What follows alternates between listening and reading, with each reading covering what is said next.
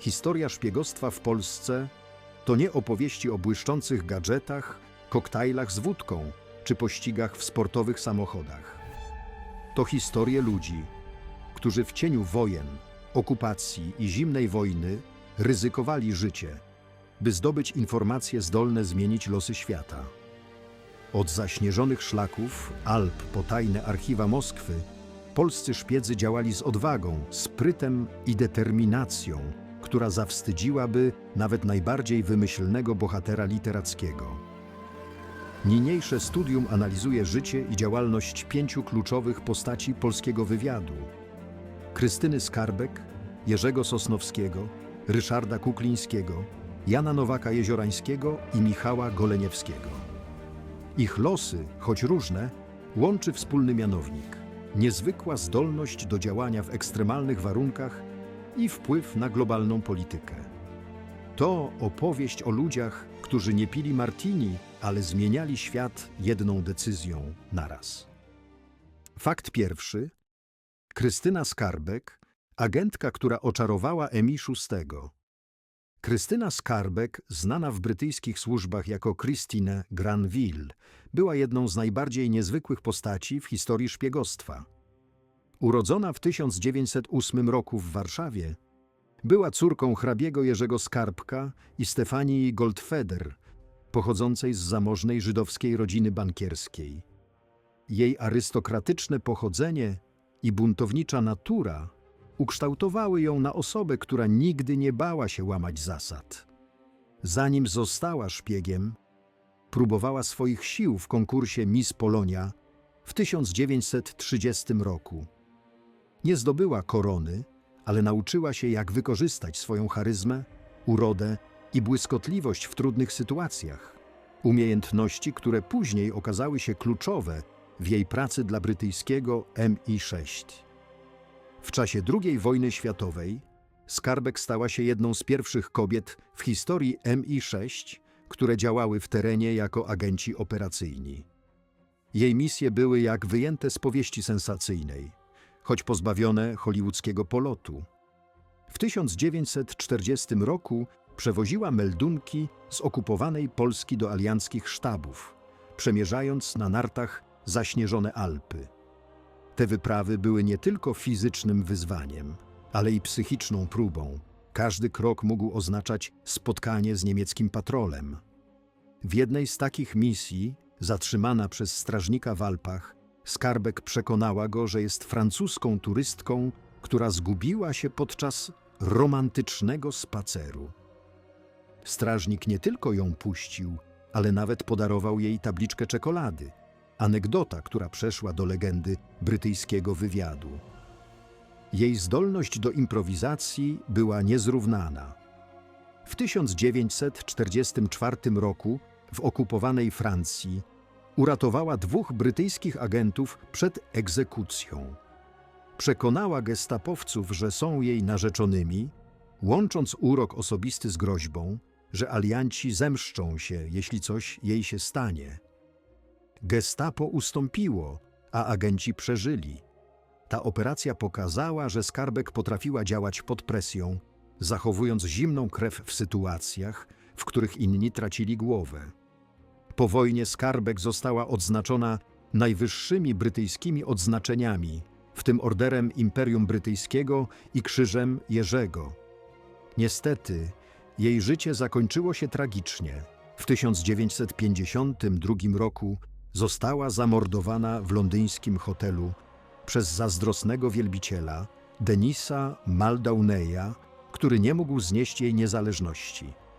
Historycy spekulują, że Ian Fleming, twórca Jamesa Bonda, inspirował się jej postacią, tworząc Vesper Lynd w Casino Royale. Skarbek nie potrzebowała fikcji. Jej życie było bardziej ekscytujące niż jakakolwiek powieść. Ciekawostka. Mało kto wie, że Skarbek była poliglotką, biegle władającą francuskim, angielskim, węgierskim i włoskim. Jej umiejętności językowe pozwoliły jej działać w wielu krajach, od Egiptu po Francję. W Kairze w 1941 roku udawała brytyjską arystokratkę, co umożliwiło jej dostęp do egipskich elit i zdobycie informacji o ruchach wojsk Osi w Afryce Północnej. Jej raporty pomogły aliantom w planowaniu operacji Pustynna Burza. Fakt drugi: Jerzy Sosnowski, kawalerzysta, który uwiódł Berlin. Jerzy Sosnowski, urodzony w 1901 roku w Lwowie, był uosobieniem romantycznego wizerunku szpiega, przystojny, szarmancki, z żyłką do ryzyka i talentem do flirtu.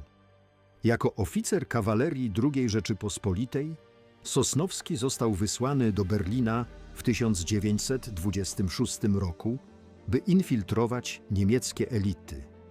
Pod pseudonimem Ritter, rycerz, działał jako atasze wojskowy, ale w rzeczywistości był agentem polskiej dwójki, oddziału II Sztabu Głównego, odpowiedzialnego za wywiad. Sosnowski wykorzystywał swój urok, by zdobywać informacje. Jego największym sukcesem był romans z Benitą von Falkenhayn, sekretarką w niemieckim Ministerstwie Obrony. Dzięki niej miał dostęp do ściśle tajnych planów Wehrmachtu, w tym schematów obrony granicznej Niemiec i szczegółów dotyczących modernizacji armii. Jego działalność była tak skuteczna, że przez kilka lat dostarczał Polsce kluczowe informacje, które pozwoliły lepiej przygotować się na nadchodzący konflikt. Metody Sosnowskiego były nietypowe, ale skuteczne.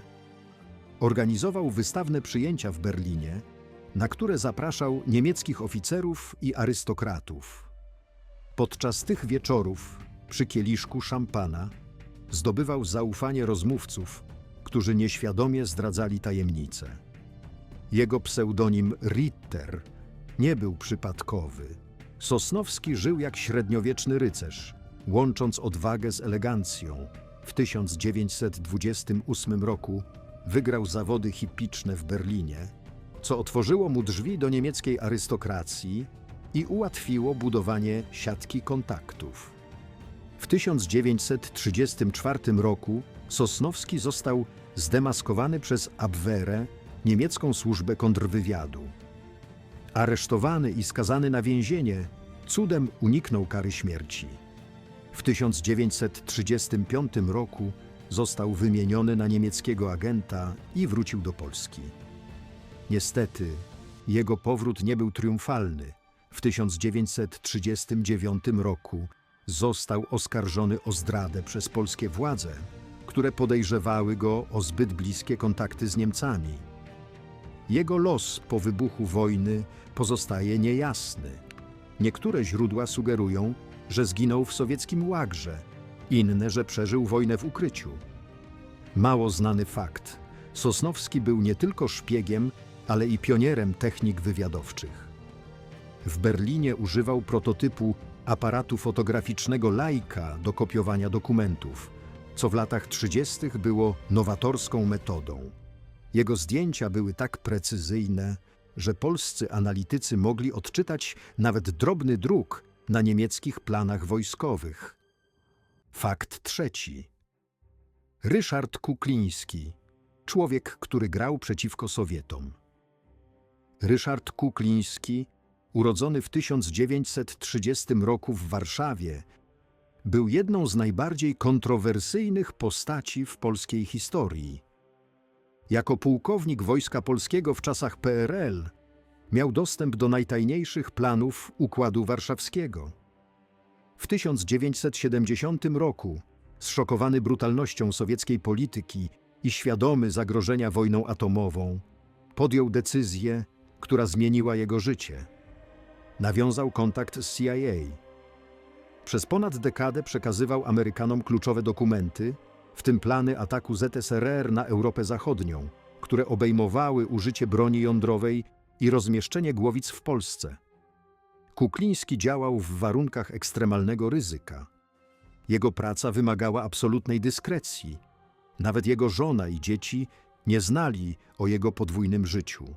Dokumenty przekazywał w tak zwane martwych skrzynkach, ukrytych miejscach takich jak puste puszki czy szczeliny w murach.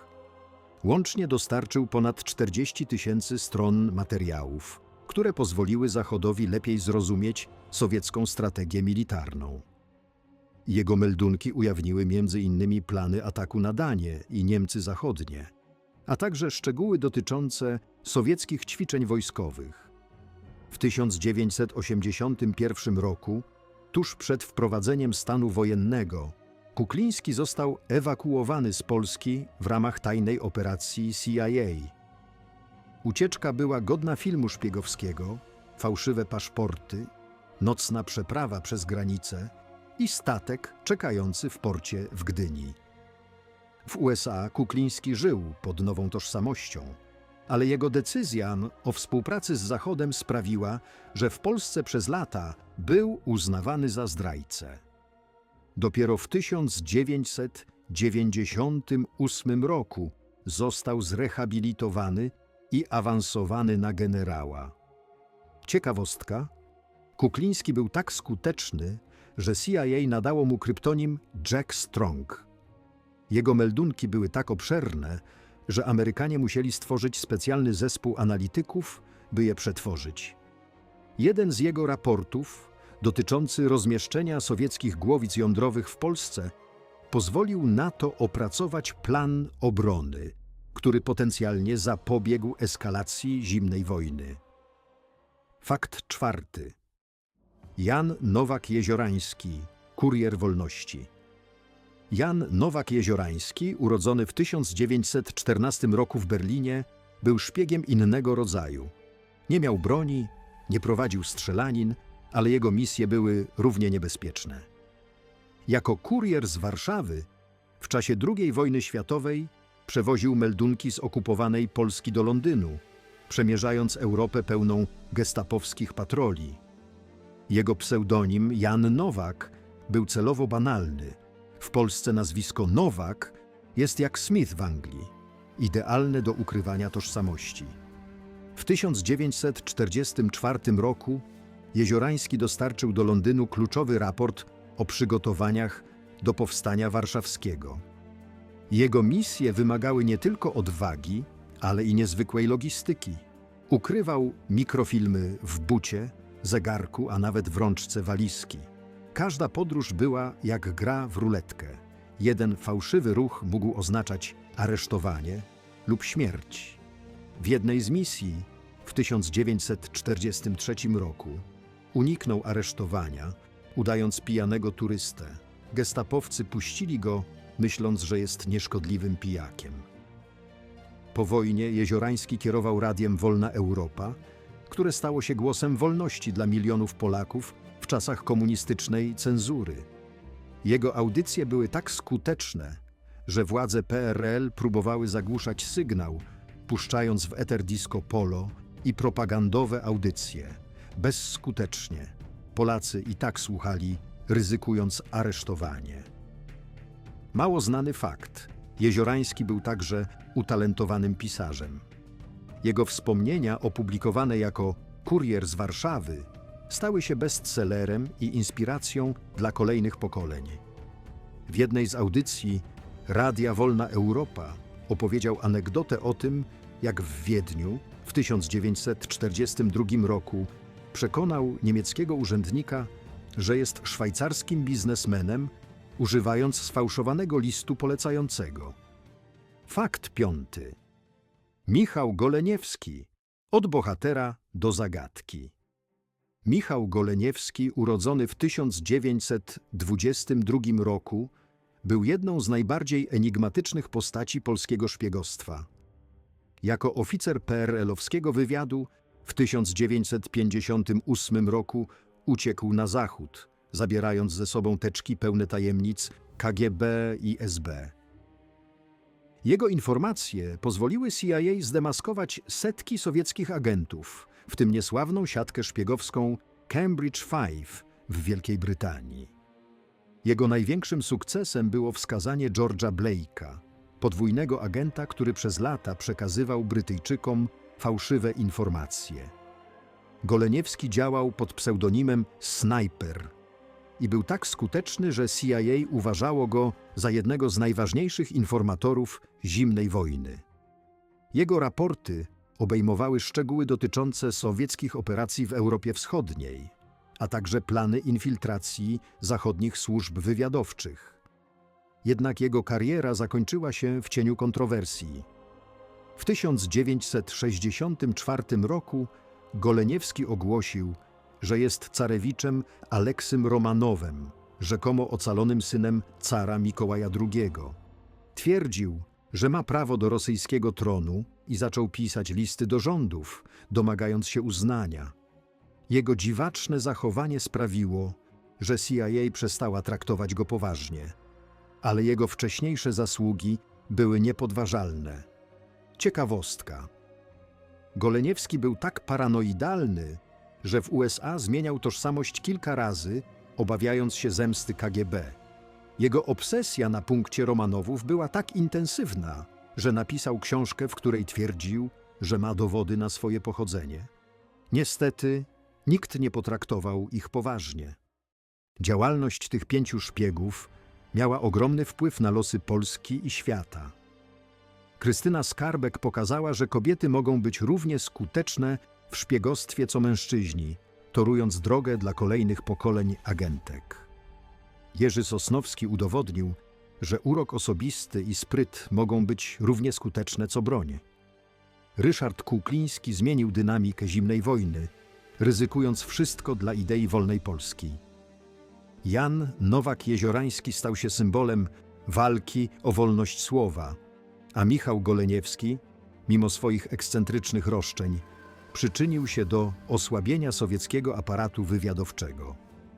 Ich historie są jednak także przypomnieniem o cenie szpiegostwa. Skarbek zginęła tragicznie. Sosnowski spędził ostatnie lata w cieniu podejrzeń, Kukliński żył w ukryciu, Jeziorański zmagał się z cenzurą, a Goleniewski popadł w obsesję. Ich życie było pełne paradoksów. Byli bohaterami, ale często niedocenianymi, działali w imię wyższych ideałów, ale płacili za to wysoką cenę. Mało znany fakt. Polski wywiad, znany jako Dwójka w okresie międzywojennym, był jednym z najlepszych w Europie.